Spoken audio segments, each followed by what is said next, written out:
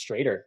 I feel like I really have to try with some other brands out there. So I've been trying to mess around with different shafts and all this stuff. And in like 30 minutes, I found a much better option for me just with these newer heads. So And as I get into it, it's funny you say some of those things because that's part of what I talk about is where we've been from a driver performance story, right? So if you go back to like 917 to kind of pre-TS, right? 917, I think we were starting to get labeled as being slower and spinnier on tour. And so that's where the TS model came from. So TS stood for Titleist speed. Gotcha. And we felt like there was an opportunity. So TS comes out, and on tour it becomes a number one driver. And then we jump into TSI, which stayed number one driver, but was a little bit better incrementally than TS. And then we go to TSR, which is currently out, and TSR is the number one driver on tour. So we've gotten better on every iteration of the driver, but this has been 7 years in the making. There's some technology under the hood that we had to get it right. And like you said, our golfer is looking for a certain sound and a certain feel.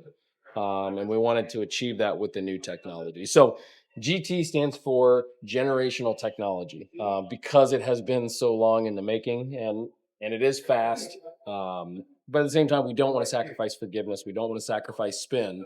We want the entire package when it comes to driver performance. And so the first thing I always talk about is going to be the aerodynamics because we can generate, more speed through the air with club head speed, which in turn is going to be ball speed.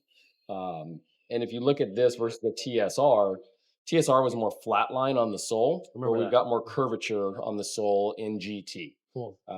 And the way it meets the boat tail is what we call kind of the backside. It creates less drag than what we've had before. So it is faster in the air, but that's not really the technology that we've been searching for so long. So this is our first multi-material driver we have ever made. We've been fully titanium until GT. The reason it has taken so long is this crown and this piece right here. So this is our proprietary matrix polymer. It's a resin-based polymer.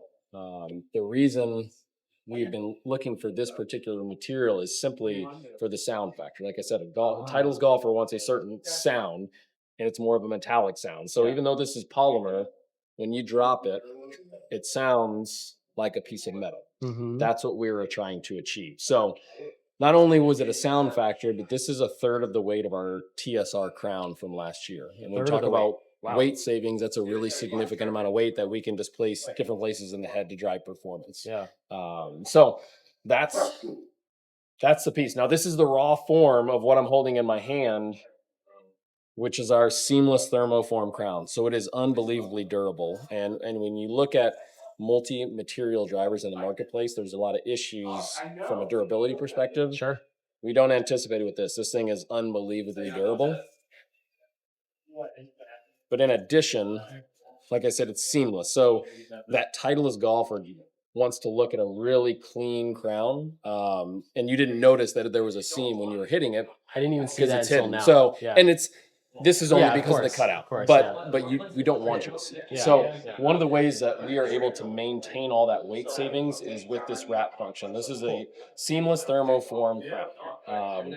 But we don't need to use nearly as much adhesive as all the other manufacturers because it wraps around the sides of the driver head and fits snugly in place without any adhesive whatsoever. Nice.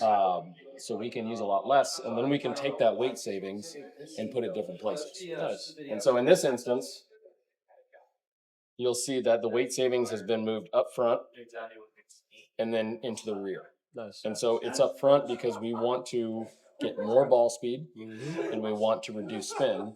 But at the same time, when I talk total package, we don't want to give up on forgiveness. So there's more weight in the backside of the head to drive stability.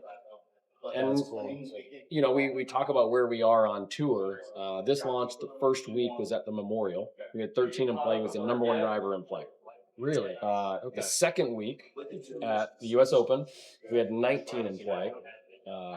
In total, we had 56 Titleist drivers. So we had more than a third of the field playing a Titleist driver at the U.S. Open, which is pretty impressive as it is.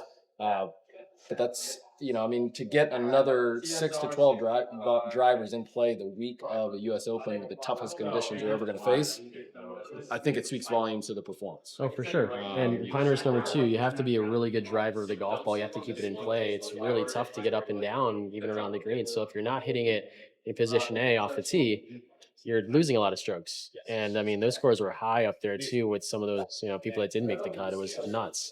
But that's so cool to find out that most of the people, or a lot of people, were playing the Titleist driver just because they saw it, they felt it, right? And you know what? I think the general public does not think of Titleist as being a driver company. Yeah. We always had our shortcomings, but the last 4 driver generations have been fantastic, and we're starting to see that resonate with not only tour players but consumers alike. Cool. And we're seeing a lot of non-contract players on tour play it, most importantly, because those guys aren't getting paid by anybody, right? Wow. So Cantlay put it in play.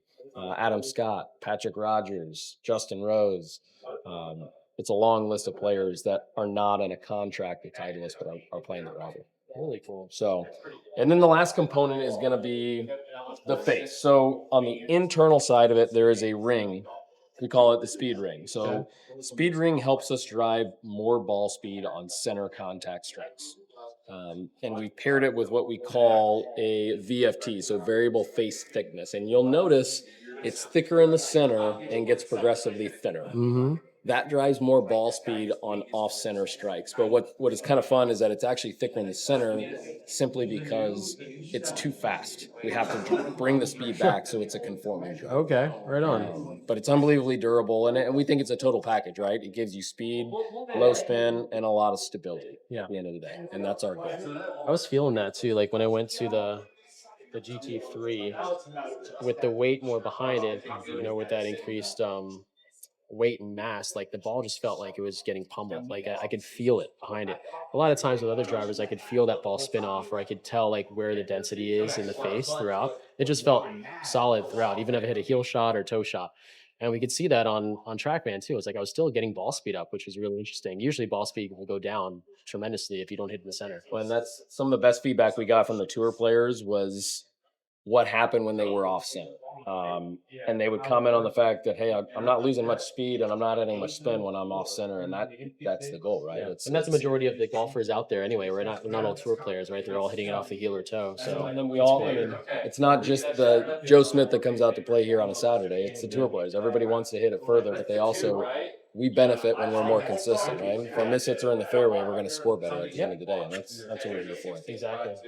So that's really cool to know what's under the hood of these new drivers. I mean, obviously we saw it on video, seeing those new distances. I was hitting like 170 ball speed, and Tyler was like, "No, man, we're for sure gonna increase that." And I was like, "No way! Like I'm trying to hit this all out right now with my driver."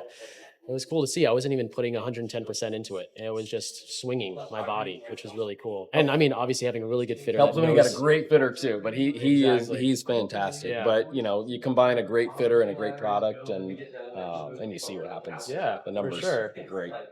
Nice. Well, I mean, this was like the last piece of the bag that I haven't yet figured out. I love it. Now that I did, can't wait to get these in and start to, I don't know, there might be a Break 65 series out there soon. We'll see, especially when hitting these numbers. We'll see what happens. But cool. I love it. Thanks, Jordan. Thanks, buddy. Appreciate Thanks for coming over. Definitely. God. We did the handshake. That was I missed the. I always do this. I always I don't think I can do a You snap. don't do the snap? Okay, cool.